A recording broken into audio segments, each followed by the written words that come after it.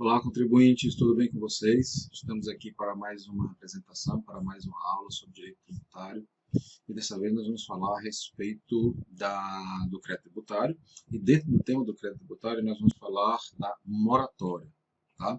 A moratória, nós vamos ver, é uma das hipóteses de suspensão da exigibilidade do crédito tributário. Tá? E o que é isso? Né? Suspender a exigibilidade do crédito tributário, suspender o crédito tributário, como o CTN afirma. Suspender o crédito tributário, pessoal, é justamente a impossibilidade do fisco cobrar o referido crédito tributário. Ou seja, por algum motivo, esses motivos nós iremos conhecer, estão todos elencados no CTN, inclusive essa interpretação desses motivos do CTN é uma interpretação literal, ou seja, não se pode interpretar para caber uma outra hipótese de suspensão da exigibilidade do crédito tributário, taxativamente aquelas que estão apontadas lá no artigo 151 do CTN, tá bom? Então, a suspender a exigibilidade do crédito tributário é justamente fazer com que, durante um determinado período, o fisco não possa cobrar do contribuinte. E nós vamos conhecer cada uma dessas modalidades, começando agora pela moratória. Então, vejamos o que o artigo 151 do CTN nos traz. Artigo 151.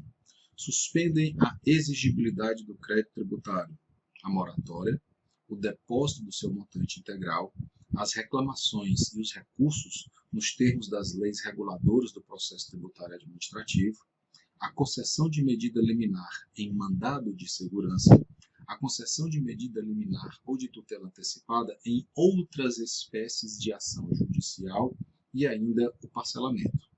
Parágrafo único. O disposto neste artigo não dispensa o cumprimento das obrigações acessórias dependentes da obrigação principal, cujo crédito seja suspenso ou dela consequentes. Pessoal, esse parágrafo único ele é muito importante, tanto que eu vou grifar aqui para vocês. Vejam que, apesar do CTN trazer a possibilidade da suspensão da exigibilidade do crédito tributário, da obrigação principal, o fato de existir vigente qualquer dessas espécies de suspensão da exigibilidade do crédito tributário, isso daí não afasta o cumprimento das obrigações acessórias. Tá? Então não vamos esquecer disso. O cumprimento das obrigações acessórias, eles irão perdurar mesmo durante a exigibilidade do crédito tributário. Certo? Essas demais perguntas aqui, acredito que já trabalhamos, né? Agora rapidamente. A primeira delas, existe outra hipótese de suspensão? Outras hipóteses de suspensão? Não. São as que estão taxativamente apontadas no CTN junto ao artigo 151. Não podemos interpretar para trazer outras hipóteses de suspensão da exigibilidade. E no que tange às obrigações acessórias, vimos, portanto, aqui que o parágrafo único nos traz, que é justamente a continuidade da sua exigibilidade, tá bom? Então eu posso até não exigir o cumprimento do crédito, mas as obrigações acessórias, elas perduram. Bom, você pode estar pensando, caramba, são tantas hipóteses de suspensão da exigibilidade, será que tem alguma maneira da gente memorizar isso daí com mais facilidade? Tem sim. Veja só, a gente pode utilizar desse mnemônico aqui, né, esse morder, limpar, olha que legal. MOR de moratória, D de depósito do montante integral, o R das reclamações e recursos administrativos, LIM de liminares em mandado de segurança ou liminar em tutela antecipada em outras ações, qualquer outra ação judicial que conceda a tutela antecipada, e depois o parcelamento. Então nós temos esse morder, limpar, para que você consiga memorizar com mais tranquilidade as hipóteses de suspensão da exigibilidade do crédito tributário. Tá bom? Vamos adiante? Pessoal, vejam só, eu coloquei essa linha do tempo para que vocês percebam o seguinte. Imagine que nesse momento A, vão acompanhando aí nos slides, tá? Nos slides. Nesse momento A, foi o momento em que o contribuinte praticou a hipótese de incidência. Ao praticar a hipótese de incidência, o que acontece? Surge a obrigação principal. A gente sabe que a obrigação principal não é a mesma coisa que crédito tributário. Para que o crédito tributário exista, é necessário que essa notificação do lançamento, digamos aqui, no momento B. Feita a notificação do lançamento, o que vai acontecer? O contribuinte ele tanto pode pagar, como ele pode contestar, ele pode impugnar o lançamento, ele pode impugnar o crédito tributário. Depois de passado toda essa fase contenciosa, ou até mesmo se o contribuinte não tiver feito qualquer contestação relativamente ao crédito tributário, ele pode ser lançado em definitivo, ou seja, administrativamente já não há mais o que discutir em relação ao crédito tributário. Ele foi definitivamente constituído, já não há dúvida, muito pelo contrário, há certeza, há liquidez em relação àquela quantia que o contribuinte precisa pagar ao fisco. Então, a partir desse momento em que ocorre o lançamento definitivo, vamos chamar aqui de momento C, existe a consolidação do crédito tributário. Tá? Então, vejam só, é a partir, portanto, desse lançamento definitivo que existe a possibilidade de suspender a exigibilidade do crédito tributário. Eu só posso suspender aquilo que existe, né? Concorda? Então, só se pode suspender aquilo que existe. Daí, porque as hipóteses de suspensão elas poderão ser praticadas após o lançamento em definitivo. Tá bom? Só trago para vocês uma outra observação, que a suspensão da exigibilidade do crédito tributário não impede o lançamento, certo? Vai impedir a sua cobrança, mas o lançamento não. Vamos adiante. A primeira hipótese que nós vamos estudar é justamente a hipótese da moratória. Ela está prevista lá no artigo 152 do CTN. De uma maneira bem simples, de uma maneira bem rápida, o que é a moratória? É a dilatação do prazo para o pagamento do tributo. Tá? Então, a moratória, ela que deverá surgir por lei, tá? Essas hipóteses elas surgem por lei, ela traz, portanto, a dilatação do prazo para o pagamento do tributo. Por exemplo, nós estamos no final de março de 2020, né? Estamos enfrentando esse problema do coronavírus, da Covid-19. Então, muita gente não está trabalhando, o comércio não está funcionando, as indústrias estão produzindo num ritmo muito mais fraco, digamos assim, mas os tributos não deixam de acontecer, os fatos geradores continuam sendo realizados. Tá? Será que não seria interessante, portanto, que o Estado lato sensu, o Estado sujeito ativo, ele editasse uma lei trazendo a moratória, disse, olha, contribuinte, você não vai pagar agora, você vai pagar daqui a X meses, você vai pagar daqui a um certo tempo as obrigações principais que você praticou no passado. Né? Então, isso daí seria uma hipótese de moratória. Mesmo porque a moratória, que é essa dilatação legal do pagamento do tributo, ela pode ser praticada quando? Em situações excepcionais. E nós estamos vivendo uma situação excepcional, não é mesmo? Daí porque essas calamidades públicas, ou até mesmo enchentes, ou olha só, crises econômicas que afetem particularmente determinado contribuinte, né? Então, daí porque a moratória é um instrumento que poderia perfeitamente ser utilizado nesse momento que nós estamos enfrentando, tá? Bom, dito isso, pessoal, existem dois tipos de moratória, tá? A moratória geral e a moratória individual, tá?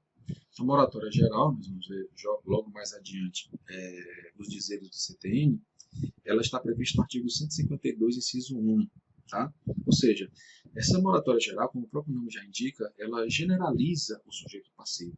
Isso significa dizer que ela não individualiza, ela não traz a necessidade do preenchimento de requisitos legais para que um determinado contribuinte ele venha a ser agraciado com esse favor fiscal. Tá? A moratória geral ela pode ser autônoma e ela pode ser heterônoma. Vamos já conhecer o significado de cada uma delas. E mais uma vez, não é necessária a comprovação de que o contribuinte ele se encontra perfeitamente inserido dentro daquela condição. Tá? Então, não há necessidade do despacho da autoridade administrativa.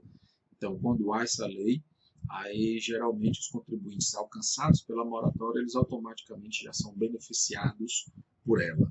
diferentemente da moratória individual, tá?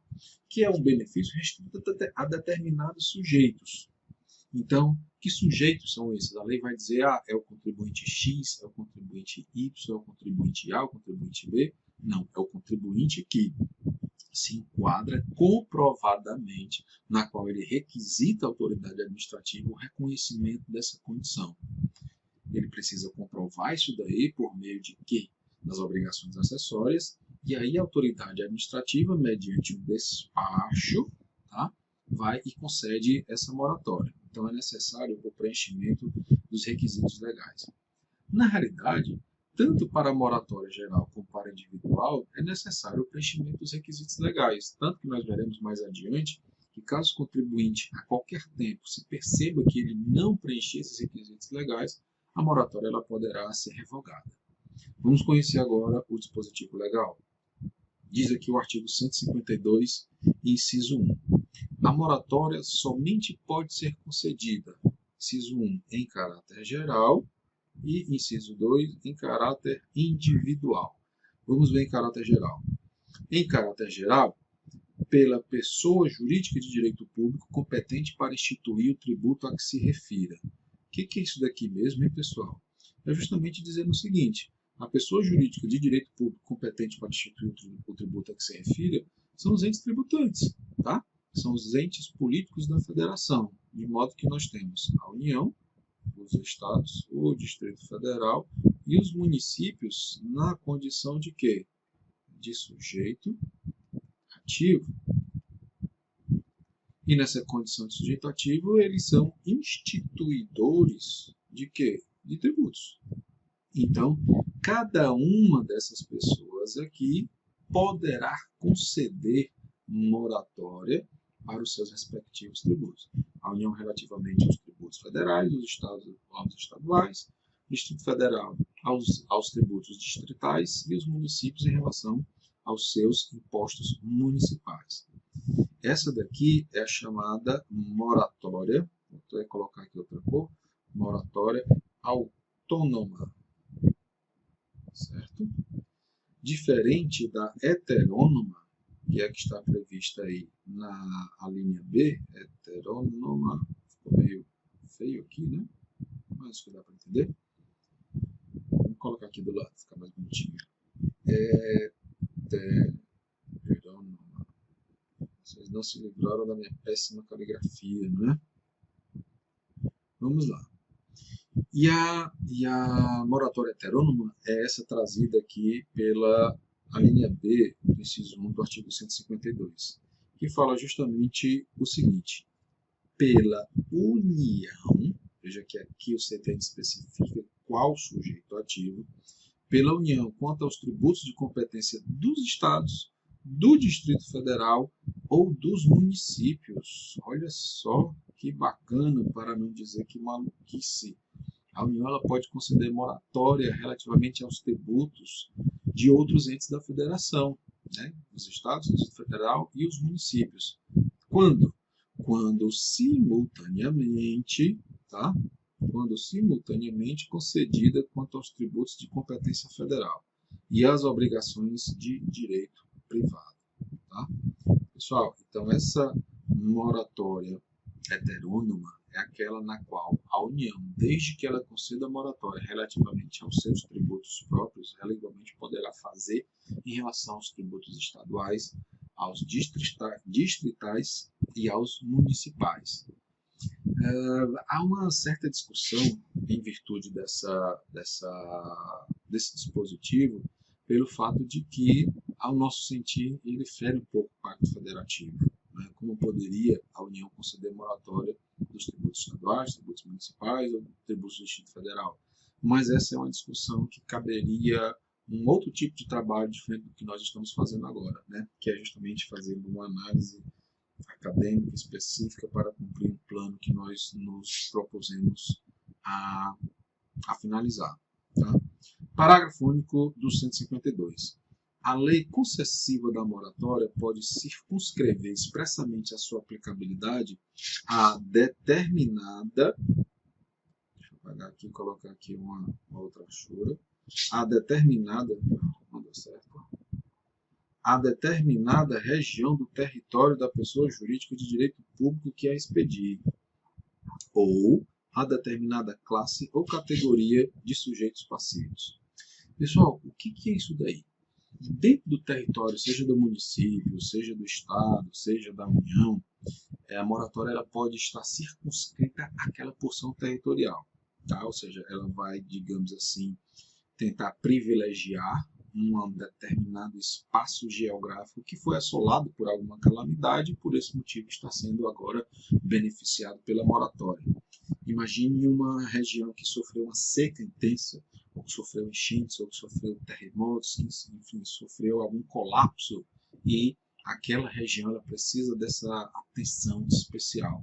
Da mesma forma que pode alcançar uma categoria de contribuintes, certo? Pode alcançar tão somente uma categoria de contribuintes, uma determinada atividade econômica, um determinado setor de sujeito passivos. Tá? Meus caros, vejam só, quando eu falei para vocês da moratória heterônoma, acredito que alguns de vocês devem ter se perguntado, mas vem cá, isso daí foi recepcionado pela Constituição? Será que a Constituição não impede isso daí? A Constituição ela não impede, ela não veda, turma. Ela não veda a moratória heterônoma. O que ela vai vetar, o que ela vai proibir é a isenção heterônoma. Então a União não pode conceder isenção para tributos que não são de sua competência. Tá? Vamos adiante? Pessoal, vamos ver agora o que a lei deve conter, o que a lei precisa especificar quando ela traz uma moratória. Essa resposta nós encontramos lá no artigo 153 do CTN, que vai nos dizer o seguinte: a lei deve especificar o prazo de duração, as condições da concessão, os tributos a que se aplica, também as prestações e vencimentos, e, se for o caso, né, a questão das garantias que o contribuinte deve ofertar para ser agraciado com essa moratória. Isso quando for caso, tá? Isso quando for caso de uma moratória individual. Então a lei precisa especificar todos esses itens aqui para que o contribuinte conheça quais são os requisitos, qual é o prazo de duração dessa moratória, quais são as condicionantes que foram impostas para que ela aconteça e, obviamente, as espécies tributárias que estão sendo objeto desse favor legal. Tá? Vejam, o artigo 154 ele vai trazer informação muito importante, que é justamente a de que a moratória somente abrange os créditos já constituídos ou em fase de lançamento. Tá? Ou seja, os créditos já existentes ou que já começaram a ser lançados, estão em algumas daquelas etapas do lançamento que nós estudamos anteriormente, certo? Agora isso, salvo disposição de lei em contrário, né? A não ser que a lei diga de outra forma. Se não fosse dessa maneira, se a moratória não abrangesse então somente os créditos já constituídos ou em fase de lançamento, ela poderia prever, portanto, que não seriam lançados, ou o contribuinte ia ter um prazo maior para pagar um tributo X. E acredita-se, né, que alguns contribuintes poderiam agir de má-fé e fazer uso desse expediente para retardar o pagamento dos tributos. Temos exemplos a respeito de moratória? Temos sim. Nós temos a lei número 12.688, que é de 2012. Se você clicar aqui nos slides que vou disponibilizar para vocês, irão perceber que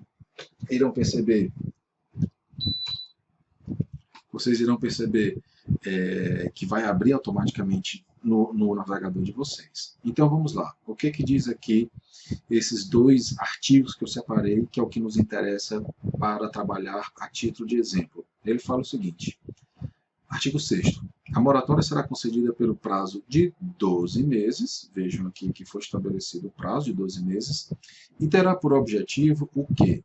Viabilizar a superação de situação transitória de crise econômico-financeira da mantenedora da instituição de ensino superior. Vejam que ele foi bastante direcionado para uma categoria de contribuintes, né? E por que essa moratória? a fim de permitir a manutenção de suas atividades. O artigo 7º, por sua vez, vai trazer aqui algumas condições de concessão. Vejam, a concessão da moratória é condicionada à apresentação dos seguintes documentos por parte da mantenedora da instituição de ensino superior. O que é isso daí, pessoal? Essa apresentação de documentos? Nada mais é do que trazer, portanto, aí obrigações acessórias, não é? Obrigações acessórias. Tá? E o nosso último slide, falando da moratória individual, prevista aqui no artigo 155, ela vai trazer que para que ocorra a moratória individual, é indispensável que o contribuinte ele preencha os requisitos legais, tá? Ele precisa demonstrar isso daí, além de que ele precisa também requisitar à autoridade fazendária o reconhecimento desse direito para que em despacho, tá? ele dê essa fruição. Novamente, a continuidade das obrigações acessórias e não há direito adquirido na moratória, notadamente na moratória individual. Isso por quê? Porque ela pode ser revogada, mas para que ela venha a ser revogada, é preciso a gente destacar aqui 2 itens. O primeiro deles, de que, no caso do contribuinte não satisfazer ou deixar de satisfazer as condições que a lei que traz esse favor fiscal estabeleceu, tá? Ou ainda de que ele não cumprira ou deixou de cumprir os requisitos. Ou seja, ele não está mais adequado, ele não está mais enquadrado nas hipóteses legais. E em relação à cobrança, pessoal, de crédito mais juros de mora, né, quando ela foi revogada em virtude dessa condição. Ela pode ser com imposição de penalidade, tá? No caso de dolo ou de simulação, ou ainda sem penalidade nos demais casos. Tá? Então, pessoal, com isso daí, nós conhecemos um pouco a respeito da moratória. Tá? A moratória aqui é uma das hipóteses de suspensão da exigibilidade do crédito tributário, né? E que, junto com ela, nós vamos conhecer também a próxima hipótese, que é justamente a da suspensão da exigibilidade do crédito tributário. Espero que vocês tenham gostado dessa apresentação. Peço que vocês comentem, façam aí críticas, façam observações construtivas para que a gente possa criar um ambiente sadio de debate, um ambiente legal de participação e assim movimentar um pouco mais a nossa turma, tá bom? Eu desejo a vocês tudo de bom, saúde a todos e nos encontramos na nossa próxima aula. Valeu, pessoal. Tchau, tchau.